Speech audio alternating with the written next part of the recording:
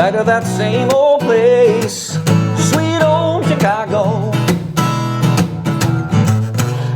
Come on, baby, don't you wanna go? Oh, come on, baby, don't you wanna go? Back to that same old place, sweet old Chicago. What I want us to, going for his 8. Come on, baby, don't you make me late. Come on, baby, don't you wanna go? Back to that same old place, sweet old Chicago.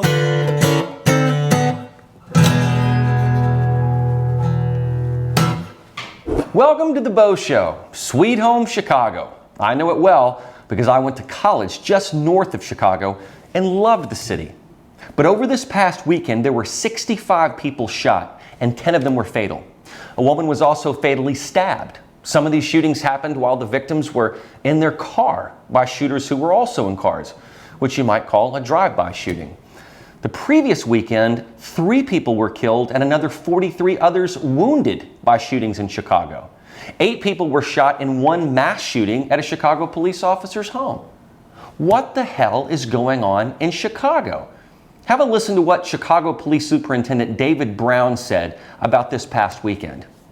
So for the weekend, there were 65 victims shot over the weekend, Friday to Sunday, 65. That's a 27% decrease from last year's Father's Day weekend. So 65 victims shot over the weekend,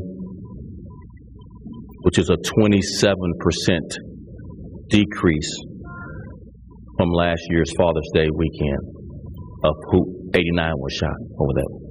89, yeah. There were 10 victims who died from homicidal violence. 10. That's a 41% decrease from last year's 2020's victims of murder. 2020, 17 people were murdered over Father's Day's weekend. He talks about these numbers being down from 2020, as if 17 dead from last year and 10 this year is some sort of great progress or accomplishment. He talks about it being a 41% decrease from Father's Day last year. Well, yeah, that's comparing one weekend with another, not an overall year-to-year trend. Ironically, this all happened on Father's Day weekend, and I guarantee you that some of those shot and killed were fathers. Now listen to the superintendent here. So far this year, as you can see from these charts, murders are up 3%. Shootings are up 14%. That's a steady decline in both categories. What? Did I hear him correctly? He said shootings and murders are up, but he says that's a steady decline? I don't know if he misspoke, but that's some funky math going on right there. He later quoted some different stats about the murder rate compared to June of last year, saying it was down like 5%, which, if that's true, is nothing to praise. A 5% decrease in murder when the murder rate is already very high is just like saying, well, I don't know, maybe a few people fell asleep and maybe forgot to shoot their intended victim. Maybe that's the reason for this steep 5% decline. I don't see how this guy can get up there on the podium and face the press with these kinds of horrific numbers. You know, there's a lot of talk about Black Lives Matter when it comes to police brutality, as though white police officers suit up every single day aiming to terminate a black life. But when there are 65 shootings in just one weekend in Chicago, and 10 of those shot are dead, and most of those are black people, where should the finger be pointing? Honestly, this is the big fat elephant in the room. Colin Kaepernick has made millions of dollars, and so has the BLM organization, off of making you believe that police officers are responsible for most black deaths in this country. I'm glad that Superintendent Brown is a black man, because race has come to such a fever pitch that any other race of person in that position would likely be forced to quit. These numbers are appalling. And who is the illustrious mayor presiding over all of this? None other than Lori Lightfoot. She has said, Chicago is part of a club of cities to which no one wants to belong. Cities with mass shootings. Yeah, Lori. And yet we have seen and been told that these mass shootings are only really committed by young white men. Also, Lightfoot has blamed illegal guns for all these shootings. Have a look. It tells us that we still have much work to do in our mission to end gun violence here in Chicago, in particular, to limit the access of individuals to illegal guns. I've been in touch with the White House, who reached out this morning to offer supports, and I am grateful for the Biden administration. They've been great partners with us, but we all have more to do. And what we will likely learn as the details become clear is that illegal guns continue to plague us. Gun violence continues to have a deep and painful history in our city. Unfortunately, Chicago is not unique. We are part of a club of cities to which no one wants to belong. Cities with mass shootings. For one thing, she touts the Biden administration for their support. That is laughable. What on earth is Joe Biden doing to help crime in Chicago other than making a phone call? And Lightfoot blames illegal guns, never the people using those guns. But she did say this. When guns are so porous that they can come across our borders with such ease, as we see every single day in Chicago, we know that we have to have a multi-jurisdictional national solution to this horrible plague of gun violence. And that starts with eliminating opportunities for criminals, for children to get access to illegal guns, so that petty disputes turn into mass shooting events, as we've seen over and over and over again, not just this year, but in every year. So more has to be done, and we will be calling upon our partners in the federal government to step up and help us, because we need to have a united front against this illegal scourge of gun violence. So on one hand, Lightfoot praises the Biden administration, and later on she blames the issue on illegal guns coming across the border, which we know has been a huge Achilles heel for Joe Biden, especially putting his own vice president, Kamala Harris, in charge, who won't even go to the border. You may also remember that Alexandria Ocasio-Cortez's solution is to just reduce the number of prisons in order to stop murder and crime.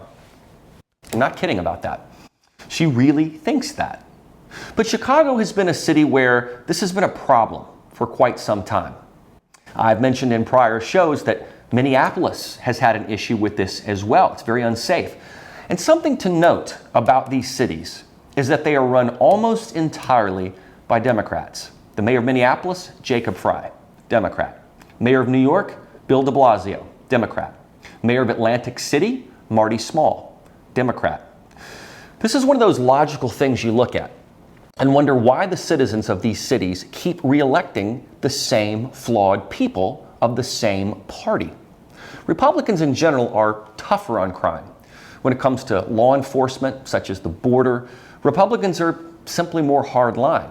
That's how Mayor Rudy Giuliani cleaned up New York City. And now look at it. And this all comes at a time when police are under intense microscopic scrutiny with all the police-related shootings that have happened and the unrest that occurred in cities all across our country. Police recruitment is down. Police forces in the largest major cities have seen a steady decline in numbers. And that should be no surprise when you look at all this anti-cop rhetoric and the media attention on it. 50 Portland Police Bureau officers resigned last month over the indictment of one of their own officers, as the DA there would not hold the destructive rioters accountable. And yet, Portland is running tourism ads in Seattle. Take a look at this. Can you believe that? Portland's homicide rate is 6 times what it was last year. 6 times. Police simply can't even keep up with a rate that high. We hear these cries for racial injustice and, oh, it's white supremacy and systemic racism, but the statistics are not on the side of that argument. Chicago is Exhibit A. According to the Chicago Tribune, 294 people have been killed this year in Chicago, according to the latest stats. In the past 365 days, meaning going back to June of 2020, 582 of these deaths were black men. By far, the largest group dying are black males. That's an inconvenient truth to the wokesters out there and activists. They see George Floyd and create a national movement to push back on police officers and perceived systemic racism. I want you to look at these names the Trib has posted of all the homicide victims.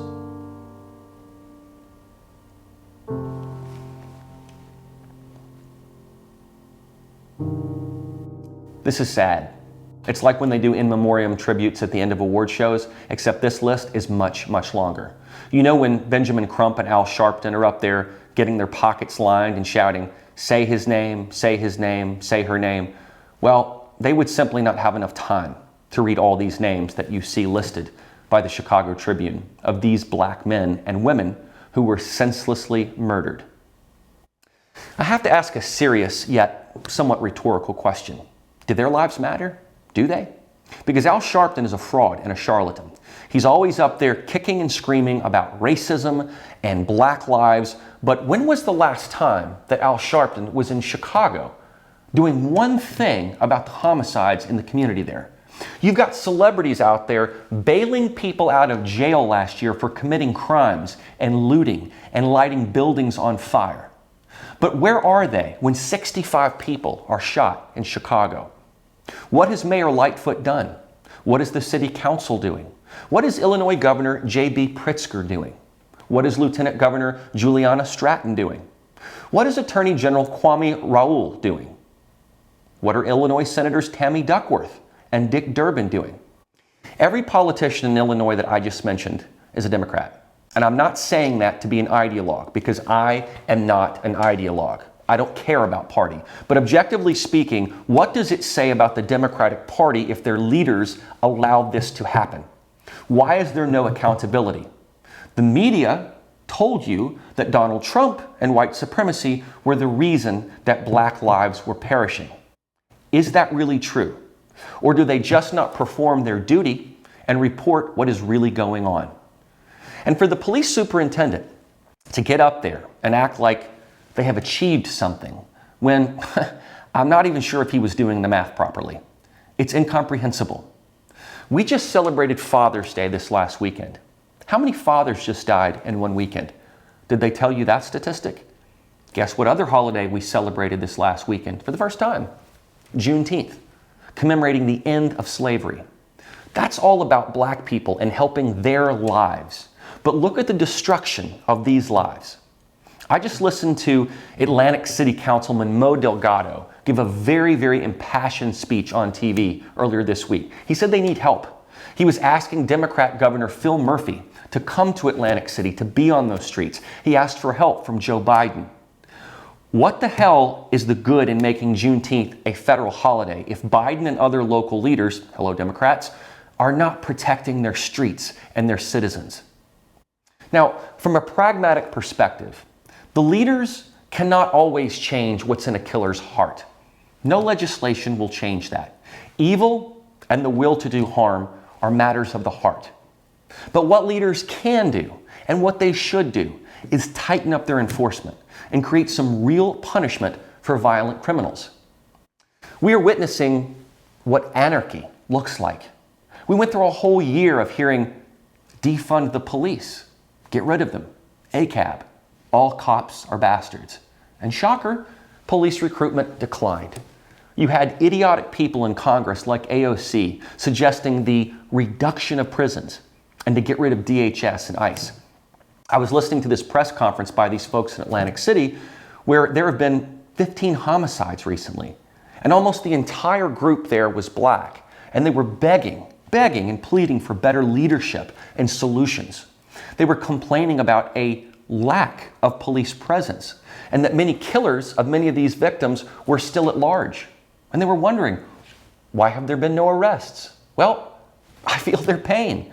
But when you have a media and a Congress and a movement to defund the police and you don't create deterring consequences for these types of crimes, you're going to see more of the same. Elsa McKeska was shot and killed by 2 people in Houston while she was on the way back from the gym this week. The mayor of Houston admitted in a press conference that a lot of these types of killings are family-related, gang-related, or drug-related. Crime Stoppers has put out a video of these criminals to help catch these 2 killers. And I hope that those killers will be apprehended and brought to justice immediately. But think about that gang and drug related. Think about that, gang and drugs. Those are all things that proper leadership and legislation and law enforcement can help. But yet, I've seen on BLM related t-shirts the words, "End the war on drugs." Why would we do that? End the war on drugs and make it easier for communities to be unsafe? And when it comes to communities, because we hear that word so often, what is it that communities are doing? Or even community policing? What exactly is that supposed to be? Don't think it's working. Are communities really policing themselves? See, when you have a pandemic, and boy did it expose some real weaknesses in us, and you lock people down, and you shame normal law-abiding people for not wearing a mask or telling a business owner that he or she has to close down, but then you let looters and criminals run rampant without consequence, your priorities are all out of whack. If people would be as strict and draconian about preventing real evil and idiots from shooting people as the Karens were about mask wearing, we'd be in much better shape. But no, we had business owners going to jail last year and celebrities bailing out protesters. A bad precedent was set. A bad precedent was also set regarding the border and who could come across. You have humans being trafficked right now, as well as drugs and guns. So, not surprisingly, we have more drugs and guns on our streets, and thus more illegal activity. You reduce police forces and shame them, and then this perfect storm happens in Chicago, in Atlantic City, in Houston, in Oakland, where people are needlessly dying. We had a problem with a virus that was let loose, and yet we have viruses of other kinds within us, namely real evil that is getting aided and abetted by lax laws and leadership and communities that are not self-regulating. And Democrats are going to say that this is all just a gun problem, not a crime problem. If they tried to buy back every gun in this country, they would not be able to get the guns that bad people already have. Law-abiding people who buy guns to protect themselves and their families are not the problem. Neither is any sort of white supremacy or systemic racism. Racism is not killing black men in Chicago, or in any other city for that matter. It's time for us to face the facts and stop getting caught up in the drama of some national movement that does nothing but line certain people's pockets and teach us to hate each other.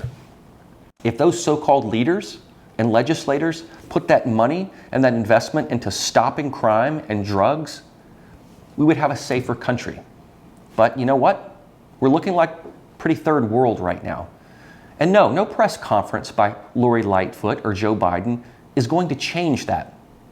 I would like to know one Democrat-created proposal that has actually curtailed violent crime in the past decade. I don't even comprehend how Democrats can hoodwink their constituents into voting for them again. But you know what? Maybe enough is enough. Maybe they've had it. From what I could tell by watching that press conference in Atlantic City, they had signs that said, "We need new leadership." Well, okay, fine. Try someone different. Maybe a different party. A Republican, a Libertarian, an Independent, a rent is too damn high party. I mean, hell, anything other than what you've had for decades. Cities are unsafe. Streets are unsafe. We are doing the opposite of what Father's Day and Juneteenth are supposed to be about. Remember that so many people from other countries come here to the United States for safety, the asylum seekers. But what asylum can they find if they can't take their family to a park? If they can't go to the gym safely? If they can't drive down the street without getting mowed down in a drive-by? If we can't provide our citizenry with basic safety, what are we? Are we going to just let celebrities and money-hungry bully activists tell us how our country should be run? I know that this is a complex problem, but by and large, most people want to pursue happiness and live without fear. But many of us can't even go to the grocery store now without wondering if we're going to make it back home safely. Whether that's because of a gun or because of a crazy driver using the car as a weapon, who might even be on a smorgasbord of drugs, just compounding the illegality of it. I used to really love the city of Chicago. I enjoyed the music, the restaurants, the nightlife, the sports, and the architecture. But now it has really become a very dangerous place, and that's sad. I know that we as people or even police cannot stop every crime or every criminal, but we can give them something to consider before they commit the crime. And perhaps just as importantly, we should be regulating and watching our own people to stop crimes from happening. But that also means this. It means raising kids wisely and not letting them slip into violence. It means being proactive in people's lives so that they don't fall prey to violence. And then in a larger sense, you know what it means? It means holding our leaders accountable for when they don't do the things to keep us safe. I hold Joe Biden and Kamala Harris accountable for letting this problem fester while also ignoring the border crisis. That just sets a terrible precedent. And then there are these high crime urban areas with incompetent mayors who keep getting reelected. I'm hearing a lot of resounding pleas to end the violence from Oakland to Atlantic City to Chicago. But to end the violence requires a dramatic shift in psychology and in leadership and accountability. There are people out there that are not celebrating Juneteenth or Pride Month or Father's Day or the start of summer. You know why? Because they're celebrating violence. Our common enemy is not any race or any gender. It's a mindset. It's a lack of respect for humanity and decency. Donald Trump isn't responsible for your woes. Bad people are. People have to stand up and act with common decency, to have regard for human life. Shooting into a crowd, doing a drive-by, being a part of a gang, killing for drugs, shooting someone is a crime of passion. All of those things are unacceptable. But we as a country have our priorities in the wrong place.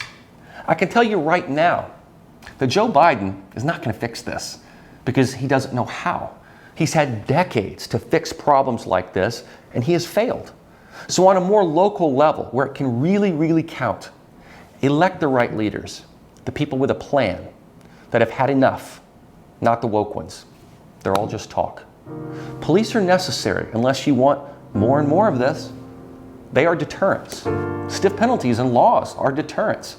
Great parents and friends who steer you to a life of responsibility and prosperity are deterrents. Educating people to stand up straight with their shoulders back and aim high in life, to set goals, create a professional ethos to live by. Those are what we need to be instilling. By the time that this show is over, someone will have needlessly lost his or her life to a violent crime. It's time to stand up and deal with the real elephant in the room. I'm Beau, and that's the show.